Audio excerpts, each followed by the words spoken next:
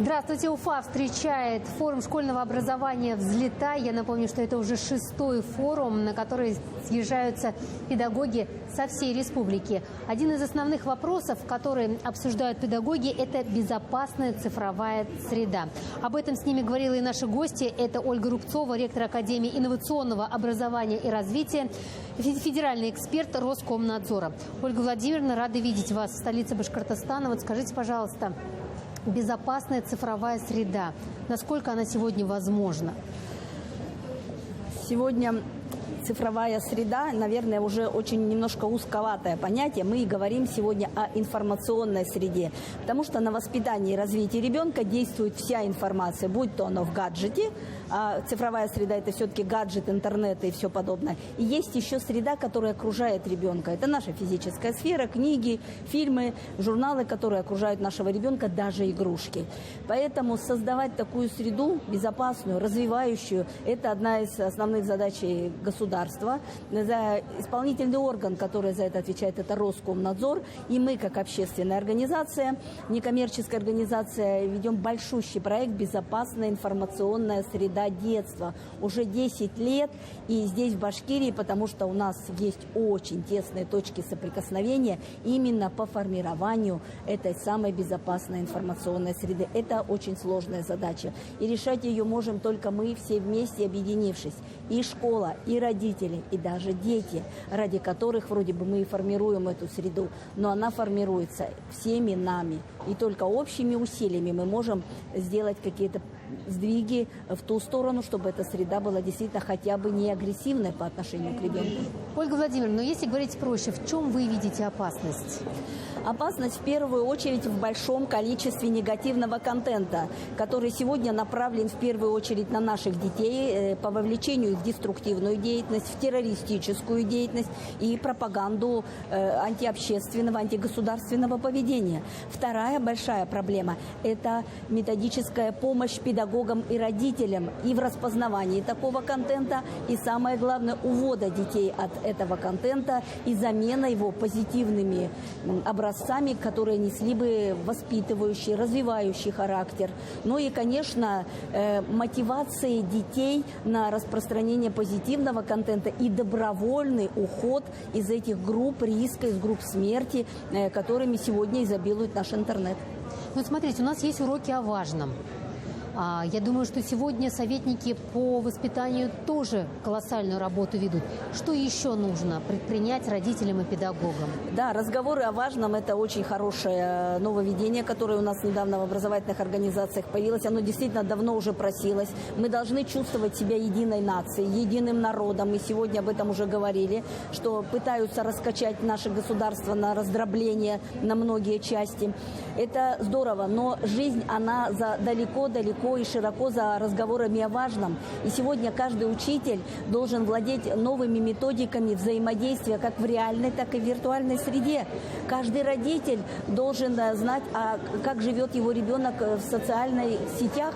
Потому что мы вроде бы запустили социальную сеть, поставили родительский контроль, а на самом деле ребенок сегодня находится в еще большей опасности, чем когда-то он был просто на улице. И это тоже те вопросы, которые сегодня обсуждаются. И я думаю, что Республика Башкортостан будет одним из первых регионов, где, возможно, будет принято наше предложение о создании общественного экспертного совета, когда бы родители, представители общественности участвовали в обсуждении контента, который появляться будет и в школьном образовании, и на массовых мероприятиях. Да и вообще даже дома родителям будут рекомендованы или не рекомендованы игры и игрушки, которые родители, иногда не задумываясь, приносят к своему ребенку. Ну, вообще, Ольга Владимировна, было такое время, когда родители подкладывали незаметно какую-то книгу. Сегодня они, к сожалению, не читают. Есть читающие дети, но в большинстве своем, конечно, книги уже в сторонку откладывают. Что можно подложить? Я понимаю, на мероприятие кого-то пригласить, да? Вот как правильно что-то преподнести детям? Ну, во-первых, книги не читают, может быть, это немножко и расхожее такое выражение. Дети все равно читают, если им правильно создать мотив. если создать мотив, да, тут вопрос-то в другом, вопрос в выборе книжки. Дети хотят читать книжку, которая им запрещена. Для чтения у нее там маркировка стоит 18+. А родители хотят, чтобы они прочитали книжку там полезную детям. И вот здесь вот эту тонкую пленочку, тонкую планочку, это, конечно, обучение родителей. Сегодня родители нуждаются в помощи как никогда. Есть игры и есть платформы, где дети могут играть, но опять же, дети же хотят играть в Roblox, дети же хотят играть в Minecraft, потому что там полезно, там вроде бы все наши и все свои друзья там. Но мы же должны тоже помнить, что Minecraft, там априори заложено, что немецкий танк давит образ танк советского производства. То есть на подкорочку зашиваются те смыслы, которые не полезны для воспитания патриотизма наших граждан. И выбор о том, какую игру принесет родитель, ребенок, а ребенок не откроет без родителя, потому что регистрация нужна до 14 лет только с помощью родителя. И сегодня вот, несмотря на то, что вроде бы государство очень много делает, и ответственность на образовательную организацию очень большая, но тем не менее персональную ответственность за ребенка-то несет родитель. И он сегодня самый незащищенный и нуждается в помощи. Но, конечно, мы не исключаем, что и ребенку нужна постоянная работа. И на разговорах о важном, может быть, тоже давать вот образцы полезных и важных информационных продуктов. И заканчивать, может быть, мы тоже будем с такой инициативой в Институт стратегии развития образования выходить, что, может быть, какой-то рекомендация. А прочти эту книгу. Но она мельком, 1 минутой, секундой проскочит. А ребенок это заметит и, может быть, больше прочтут патриотических книг. Спасибо огромное, Ольга Владимировна. Дорогие друзья, Ольга Рубцова, ректор Академии инновационного образования и развития, федеральный эксперт Роскомнадзора, была гостем выездной студии телеканала БСТ. Я напомню, что в Уфе проходит 6-й форум школьного образования «Взлетай».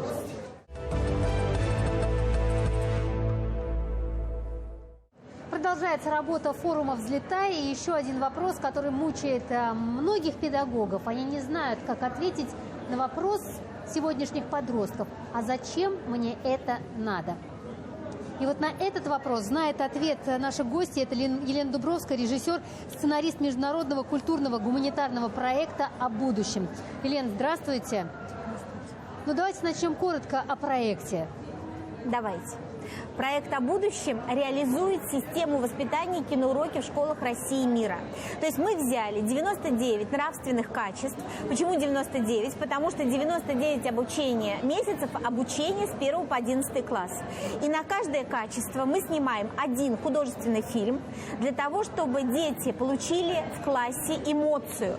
С этой эмоцией потом необходимо работать. Она может быть совершенно разная. Эмоция на созидательное кино. Но ее должны взять и с ней, через эту эмоцию, разобрать то человеческое качество, которое заложено. Посмотрели фильм «Дети о бескорыстии», узнали, что такое бескорыстие, придумали бескорыстный поступок и закрепили качество на практике. Этот мир меняет только система. И вот точно так дети могут измениться, если они с 1 по 11 класс каждый месяц будут изучать лучшие человеческие качества, в основе которых лежит искусство, и таким образом у них будет широчайшая библиотека лучших человеческих качеств. Эта система меняет многих. Елена, ну зачем быть добрым, зачем быть бескорыстным, зачем быть патриотичным? Да, очень хороший вопрос, потому что дети немножко по-другому его формулируют. Примерно это звучит так. Первое, что они спрашивают: вот вы считаете нас потерянным поколением? Ведь им же уши не заткнуть, дети четко слышат, что взрослые говорят о современном подростки, да?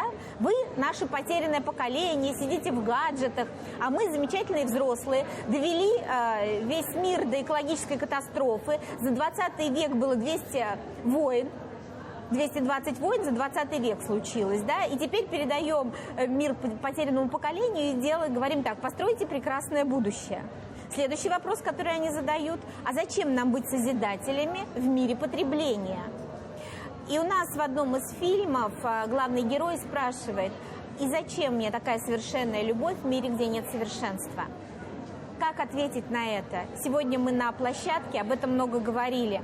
Дело в том, что очень легко доказать детям, что доброта, человеколюбие, благородство – это огромная сила. И эта сила куда больше чем ненависть, раздражительность. Ну, давайте не буду перечислять кучу негативных качеств. А чтобы доказать, что это сила, надо разбираться в этих человеческих качествах. Надо понимать, что это такое в истинном их значении. Система работы проекта в регионах, в каждой школе, как это работает вообще? По-разному. У нас сегодня там работает огромное количество школ, городов, регионов. У нас есть выборка, как в регионах работают, какие школы зарегистрированы. Мы смотрим по количеству добрых дел, которые инициировали сами дети, чтобы исключить формализм, полностью исключает это формализм, и сделали. То есть мы их называем социальные практики. По количеству социальных практик мы определяем работу региона. И вот Башкирия, Башкортостан, республика на очень хорошем уровне. У нас здесь есть огромное количество педагогов, которые работают системно. Поэтому мы приехали сюда, на этот форум, для того, чтобы и поблагодарить их, и поговорить о том, на самых насущных вопросах по работе. Полный метр из 99 серий снят в нашей республике. Да, это единственный полный метр из киноуроков, потому что киноурок смотрится на уроке или на классном часе, или в разговор о важном кто-то смотрит. Ну, все уже как сами. О чем? О каком качестве человека снято в Башкортостане? Благородство. Да. Ваш полный метр – это о благородстве. Это первый полный метр, который, в общем-то, инициировало Министерство образования. Это была Башкирия, это приятно. 700 школ собирали макулатуру на этот полный метр, чтобы он был. Когда ждать премьеру и где посмотреть этот фильм? Премьеру ждем с минуты на минуту, называется. Вот сейчас мы готовим закрытый показ, и где-то через месяц фильм выйдет уже. Мы привезем его на большую премьеру к вам. Ну, небольшой секрет открою для наших зрителей. Фильм называется «Батыр». «Батыр». Спасибо огромное, дорогие друзья. Елена Дубровская, режиссер, сценарист международного культурного гуманитарного проекта «О будущем». Гостья 6-го форума «Взлетай». Я напомню, что в нашей республике в эти дни собрались педагоги для того, чтобы понять и обсудить, как же нам сегодня воспитывать наших детей.